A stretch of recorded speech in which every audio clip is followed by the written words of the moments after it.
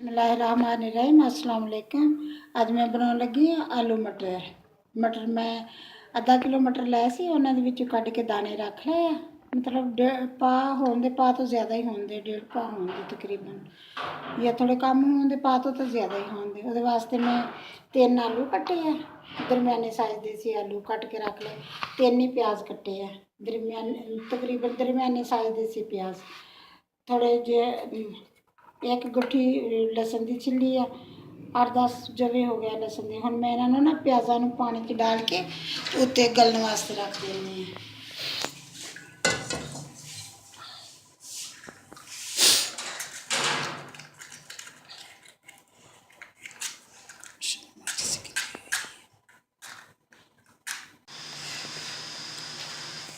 बिस्मिल्लाहिर्रहमानिर्रहीम। प्याज में पानी च डाल के रख देनी है गलन वास्ते। उन्नी देर आप मैं नमाज पढ़ लूँगी। ये लसन के जवे डाल देनी है, ये नाल ही प्याज़ों के लसन गल जूगा। जो अच्छी तरह गल जूगा फिर मैं तुहानूं दिखाऊँगी। उन्नी देर तक मैं आप नमाज पढ़ती जाके। चल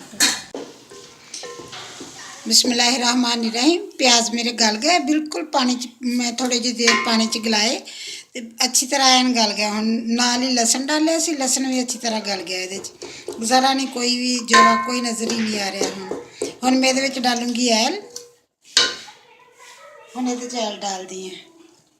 बिस्मिल्लाहिर्रहमानिर्रहीम। ऐल तुसीं मुनासिब ही डालोगे, जिन्ना मतलब खाने उन्ना ही डालोगे। अगर कई बहुत ज़्यादा तरी वाला खाते हैं, कई थोड़ी हल्का होवे दाल तो फिर पसंद करते।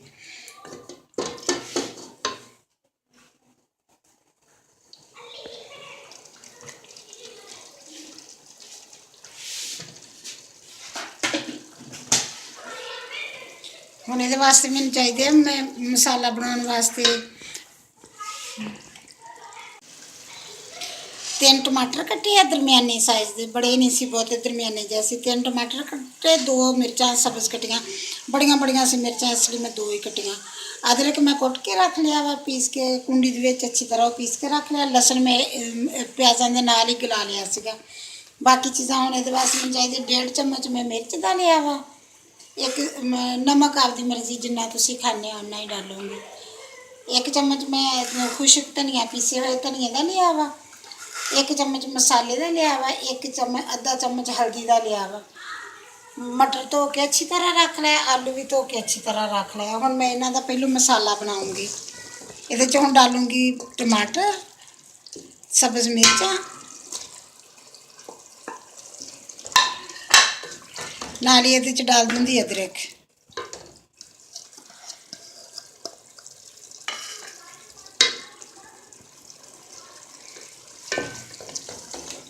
पानी च पा के अगर तुसीं प्याज रखते ना थोड़ी देर गल जाते हैं। फिर देख लो, या तो मसाले दे विच प्याज बिल्कुल अच्छी तरह गल जाने वाले देख लो कि गल गए प्याज तो ठीक है। अगर नहीं तो पानी खुश्क हो गया तो थोड़ा जिहा उन्हें 2 मिनट लई 1-2 मिनट लगते, माड़ा जिहा कुंडी दे विच करके कर लवो, तप लवो, कुट लवो थोड़ा जिहा, 1 सेकंड च ही हो जाते। वैसे इदां ही गल जाते जो तुसीं गला लैंदे थोड़ा जिहा पानी दे विच ऐल डालते हैं तो फिर माशाल्लाह एन अच्छी तरह गल जाते, विच कोई प्याज नज़र ही नहीं आता जो सालन बनता वा। हम मैं ये नाल ही डाल दिनी हाँ नमक, मिर्च, मसाले सारे, मिर्च, हल्दी, मसाले दोनों, जीरा धनिया, जीरा तो गरम मसाला है, धनिया जीरा मैं कल्ला पाऊँगी बाद विच, धनिया है, गरम मसाला है, नमक, बाकी चीज़ां मैं सारियां एक बारी डाल देनी। हुण मैं मसाला बनाऊँगी, पहले अच्छी तरह मसाला भुनूँगी। अच्छी तरह जो मसाला बन जूगा फिर मैं ये आलू मटर डालूँगी।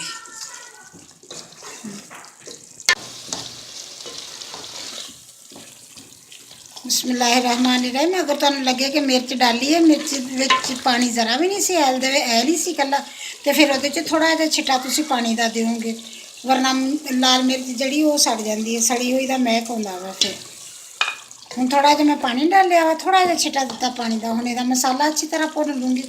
जो मसाला देखो मसाला बन रहा ना, बिल्कुल प्याज खत्म हो गया है। बस जितनी देर मसाला बनूगा प्याज एन खत्म हो जाएंगे।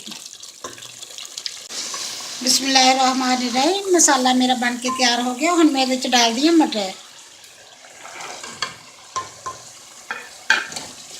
ਨਾਲ ਹੀ ਇਹਦੇ ਆਲੂ डाल दूंगी। आलू डालूंगी फिर ਇਹਨਾਂ ਨੂੰ ਥੋੜੀ ਦੇਰ ਭੁੰਨੂਗੀ। ਆਲੂ ਤੇ ਮਟਰ ਥੋੜੀ ਦੇਰ ਭੁੰਨੂਗੀ, ਇਹਨਾਂ ਨੂੰ ਭੁੰਨ ਕੇ ਫਿਰ ਬਾਅਦ 'ਚ ਪਾਣੀ डालूंगी।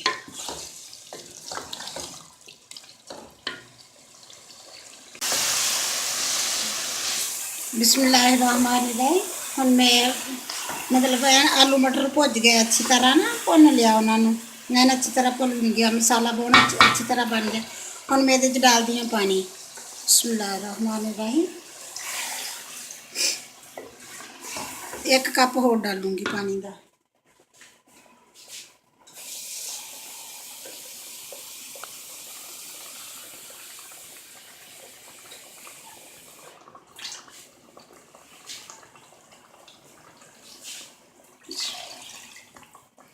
दो कप पानी तो डालते तकरीबन ये 1 कप अद्धा कप ये पक जूगा। हम मैं इन्हू जिमें बंद करके रख देनी, जिमें इन्हू रेजा पाऊगा उदों ही फिर मैं इन्हू एक अद्धी बारी देखूँगी, फिर थोड़ी आँच हल्की कर दूँगी, फिर मटर भी अच्छी तरह गल जाते, आलू भी गल जाते। हम मैं बंद करके रख देनी। एक दफ़ा तुहानू दिखाऊँगी विचों पकदे तो ना, फिर एक दफ़ा दिखाऊँगी, फिर बाद में जो पक जूगा फिर दिखाऊँगी। बिस्मिल्लाहिर्रहमानिर्रहीम।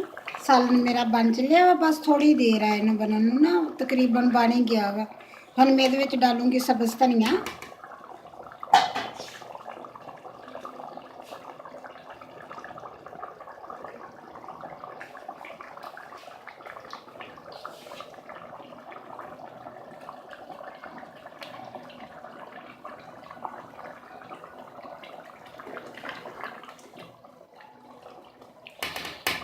देखने तो माशाल्लाह सोहना लगता वा, बनया अच्छा लगता बनया होया।